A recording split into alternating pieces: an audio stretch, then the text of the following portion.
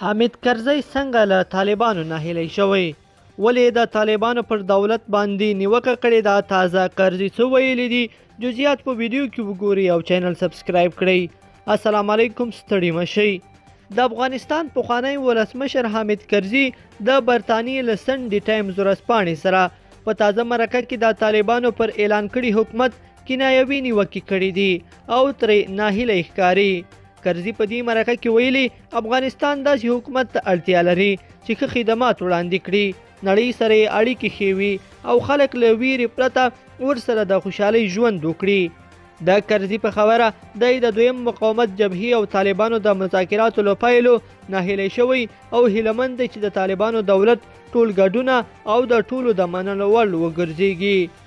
دغه پخوانی افغان ولسمشر چې کابل ته د طالبانو راننوتو سره د دوی نږدې ملاتړی ګڼل کېده زیاته کړې.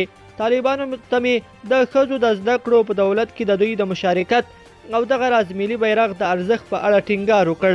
دوی ظاهرا راسره ومنله خو عملا یې د دغې موضوعاتو ته لازمه پاملرنه نه ده کړې.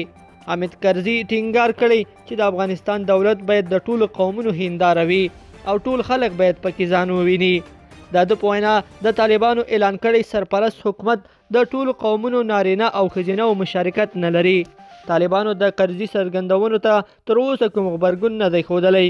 د دوی یو ویان قاري سعید خوستي تېره شپه په یو ټلویزیوني بحث کې خپل یوه امریکایي میش منتقد ته په خطاب کې ویل هیواد نه ولې وتښتېدلی، راشه خدمت وکړه، له کرزي او عبدالله څخه غټ مجرم نه یې چې ډارېږي او تښتېدلی یې. لیدونکو په دې هیله چې دا مطلب به مو تر پایه لیدلی وي. که مو دغه ویډیو خوښه شوې ویډیو لایک کړئ او چینل حتما سبسکرایب کړئ. تر بیا ښه وخت.